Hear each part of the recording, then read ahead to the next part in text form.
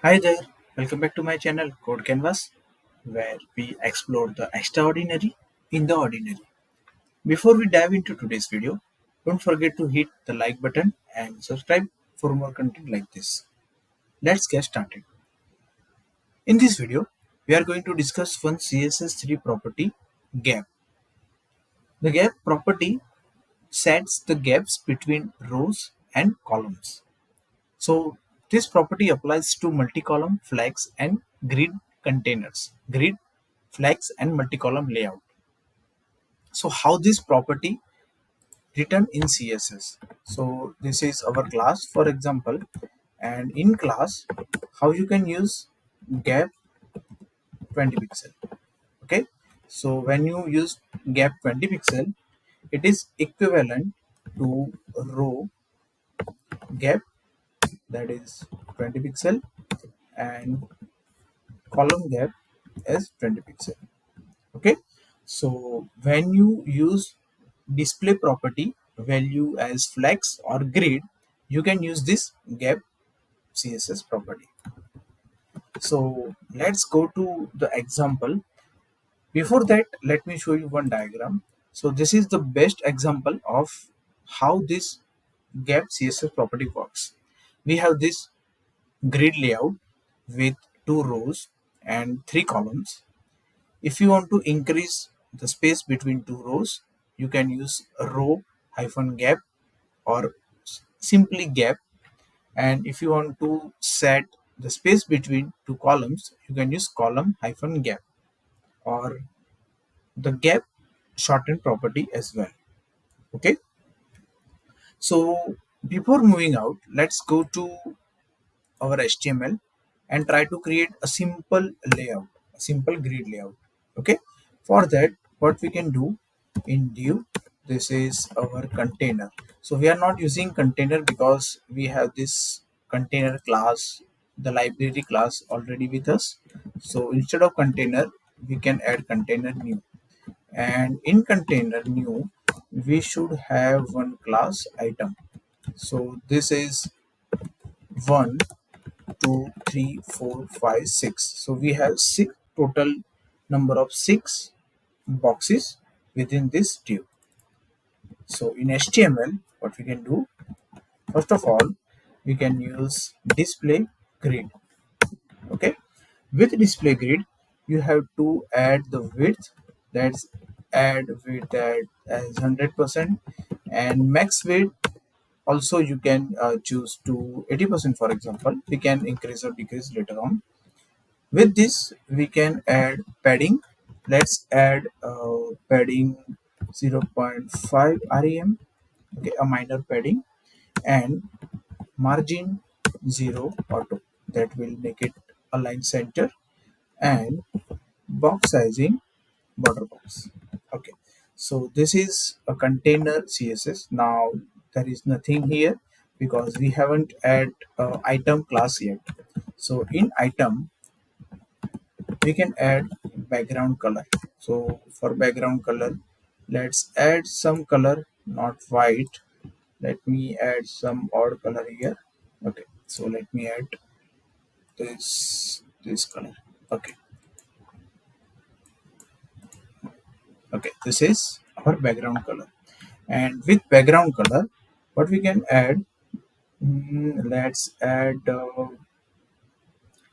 with background, we don't need anything else. Let's add just the border radius.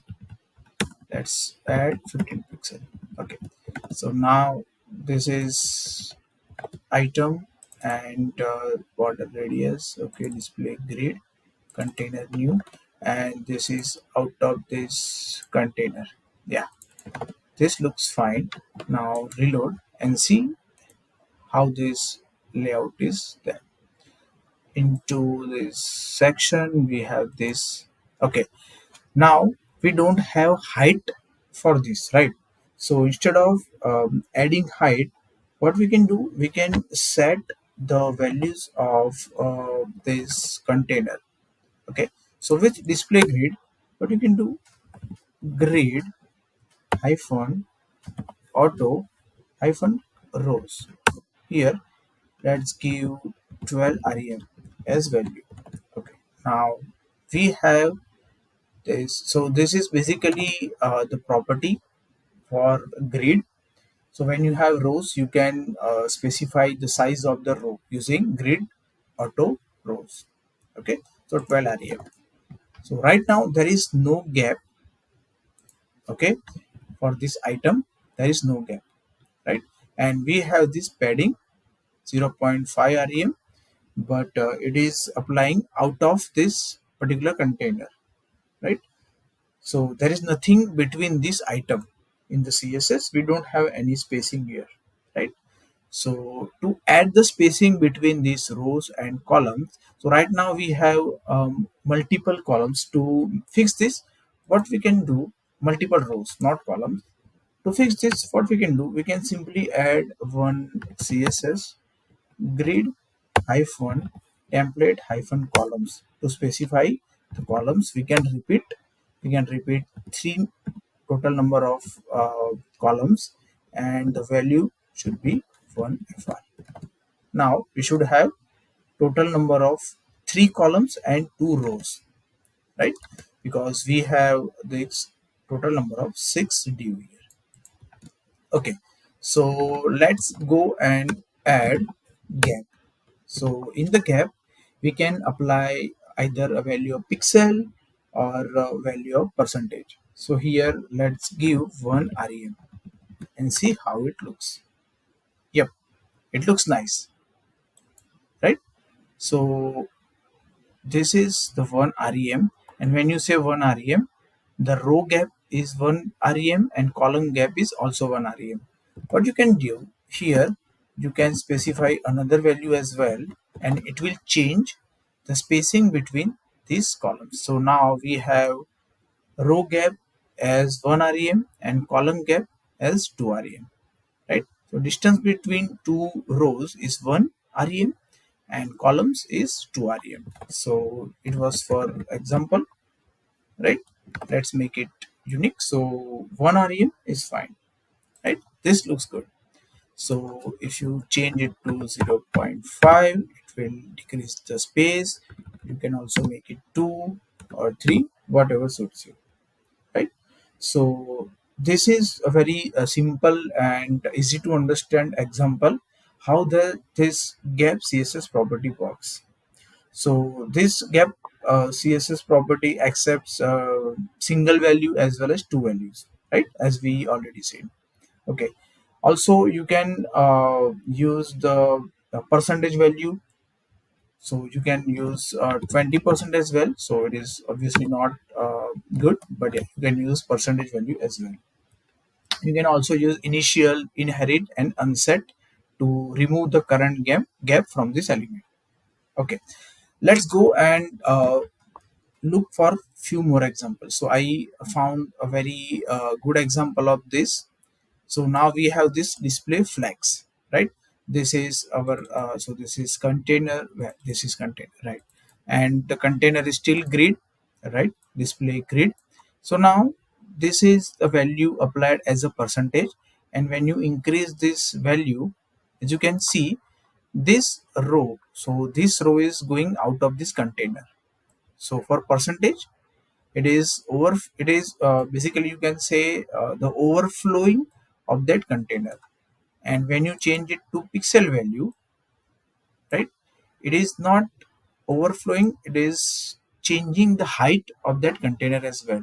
So there is a little difference between how you can use the value as a gap, value either in pixel or percentage. So it depends on your requirement, how your container, the main container is, how you want to make it responsive in multiple devices as well. So it depends. All right, so this was the example for percentage value for gap in a grid layout. Similarly, this is an example for percentage value for gap in a flex layout, right? So we have this container displays flex and a few other properties.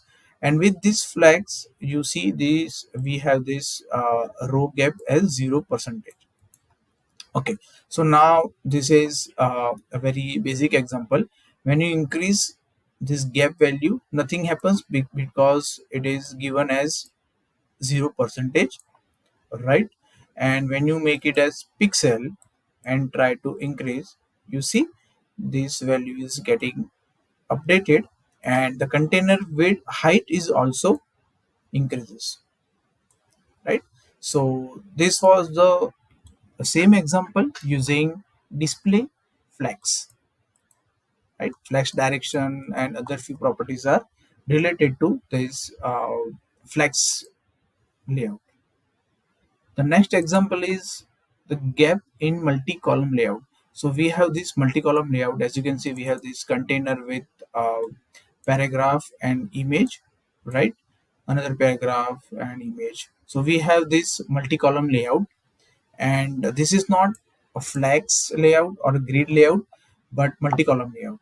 We have this container with 90% width, with these columns, with this width and number of columns.